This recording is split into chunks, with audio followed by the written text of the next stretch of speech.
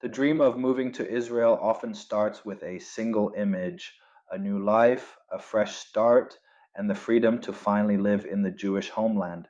Most newcomers, known as Olim, arrive with the comfort of knowing they have an automatic right to work.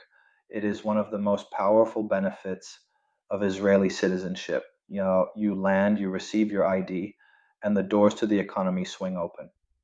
But there is a hidden friction point that many discover too late. It is a quiet misunderstanding about how work actually functions on Israeli soil, and if you get it wrong, the financial and legal fallout can last for a decade. The great myth of Aliyah isn't about the right to work, it's about the mechanics of doing it.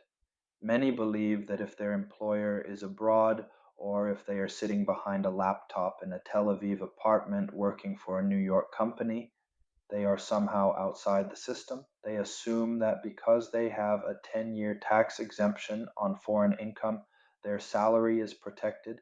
This is the moment the narrative breaks. In reality, the moment you open that laptop on Israeli soil, you are an Israeli worker.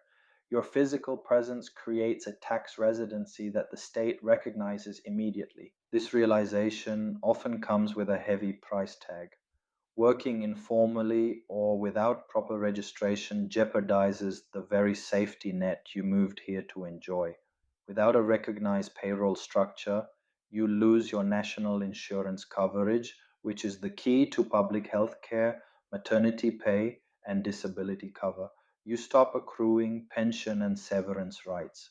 Even your clean tax record, which is required to claim your future benefits, can be stained before you've even finished your first year.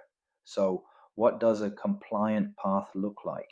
It typically breaks down into three distinct routes. The first is an employer of record, or EOR. This is for the remote worker who wants to keep their foreign job but needs to be a legal Israeli employee. The setup is fast, often taking just 48 hours, and handles everything automatically. You get an Israeli payslip and the employer contributions for national insurance, which range from about 3.5 to 7.5%, are handled for you. The second route is becoming a freelancer, known as an OSEC. This takes 1 to 3 weeks to set up and requires you to manually register with the tax authorities and the VAT office.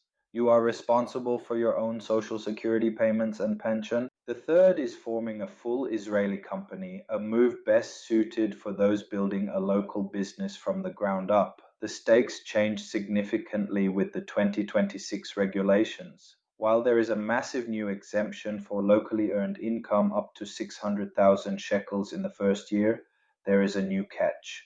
Reporting is no longer optional. Even if you owe zero tax, you must report your global assets and income. The exemption is a gift, but the paperwork is the price of admission.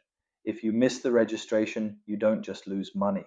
You lose the peace of mind that Aliyah was supposed to provide. To stay protected, remember these three keys. First, the 10-year tax holiday does not apply to work performed while you are physically in Israel. Second, your access to health care is tied directly to your national insurance registration.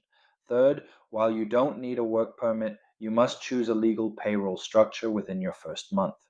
Taking these steps ensures your transition isn't just a move, but a sustainable new beginning.